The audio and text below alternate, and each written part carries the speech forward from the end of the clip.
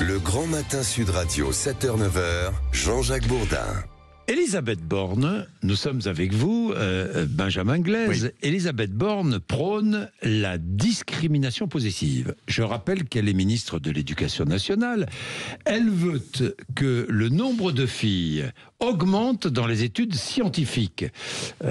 Oui. Notamment au lycée, dès le lycée. Oui, dès le lycée, effectivement. Oui. Elle dit vouloir forcer le dessin. Alors, faut pas lui parler de quotas. Elle parle bien en l'occurrence ici, de discrimination positive. Ou enfin, elle sont des quotas déguisés, quoi. Oui.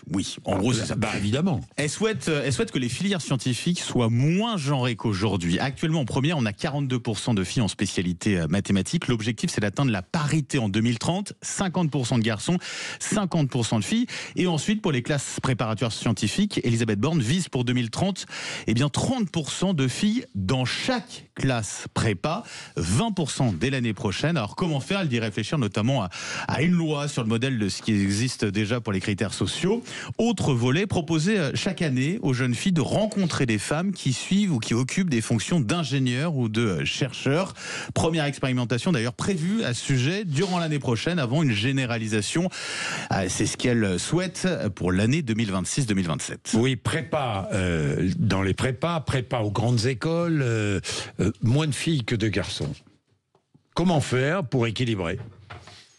Pourquoi? C'est culturel, c'est Jean-François, pourquoi? Alors, le pourquoi, c'est toujours... Moins de filles qui se tournent vers les filières scientifiques. Alors, c'est tout le débat autour de la masculinité de certaines filières. Hein. Et je vous rappelle qu'en 2003... Oui. Le ministre de l'Intérieur, Nicolas Sarkozy, qui déjà pensait à la présidentielle, avait théorisé une affirmative action, une discrimination positive à la française. Oui, c'est vrai, je me souviens. Oui. Et puis, il avait travaillé avec le patron de Sciences Po de l'époque pour justement ouvrir Sciences Po à la diversité. Et une fois élu... Vu le tollé que ça avait pu provoquer ça et là, ensuite il s'était contenté de mesures, on va dire, sur l'égalité des chances, qui était déjà prônée par alors Jacques Chirac, président. Il y avait, comment s'appelait-il, Yazid Sabeg, qui était le commissaire à la diversité. C'était un débat très fort il y a déjà une vingtaine d'années dans ce pays. La difficulté de la discrimination positive, c'est faut-il l'établir dans le temps, la faire perdurer au risque de créer une forme d'inégalité, puisqu'au fond, des jeunes gens issus de la diversité passeraient devant d'autres qui seraient peut-être mieux méritants du fait de leurs résultats scolaires. C'est toute la question qui est posée. La vraie solution, c'était à la mode du temps de Barack Obama aux États-Unis, je vous rappelle. La vraie solution, c'était, ça avait été dit et redit à l'époque, de créer une forme de discrimination positive dans une durée restreinte, de manière à enclencher un mouvement et à libérer les consciences. Voilà. Quand on voit ce qui se passe notamment aux États-Unis, c'est assez intéressant, notamment quand on regarde, on va dire la réussite, combien vous gagnez par an. En réalité, on voit que la discrimination positive n'a pas tellement réussi à enclencher le mouvement dont vous parlez, Jean-François Achilly. Autant je suis totalement contre la discrimination positive, en revanche, je comprends totalement le projet d'Elisabeth Borne. Je pense en effet que par réflexe, parfois, par stéréotype, on est persuadé que la femme ne peut pas être mathématicienne, ne peut pas être ingénieur.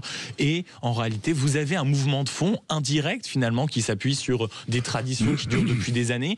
Et donc, peut-être, sur le coup, je n'ai pas de réponse affirmative ou de réponse très engagée. Peut-être qu'il faut passer sur quelques années de discrimination positive, uniquement pour montrer, si vous voulez, que en effet, il faut des femmes dans les maths. Surtout qu'en réalité, ce qui est très important, c'est qu'en même temps que l'annonce d'Elisabeth Borne, vous avez un rapport sur, finalement, l'absence des maths, l'absence des femmes avec des profils féminins. Et on explique quand même que c'est un coût sur la croissance de plus de 10 milliards par an. Et ça coûte 10 milliards par an. Donc c'est ça le vrai sujet. Et je ne suis pas sûr, si vous voulez, que l'idéologie, l'idée comme je peux fonctionner parfois, donc je fais mon mea culpa sur le refus de la discrimination positive pour ce genre de sujet, ne doit pas être installée pour essayer de faire bouger les choses. Et je pense qu'il faut assumer le mot quota. Ah, ce sont des quotas. Ben oui, ce sont des quotas. Et je pense que c'est moins choquant que discrimination positive en réalité, les quotas. Oui, c'est un quota. C'est un quota. Oui, c'est un quota pour essayer de...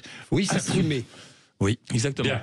Nous allons parler de l'Église et de l'élection du pape, de ce conclave dans un instant avec Monseigneur Rouget, qui est évêque de Nanterre. Le rappel des titres de l'actualité. Merci messieurs. Il est 8h28, Laurie Leclerc.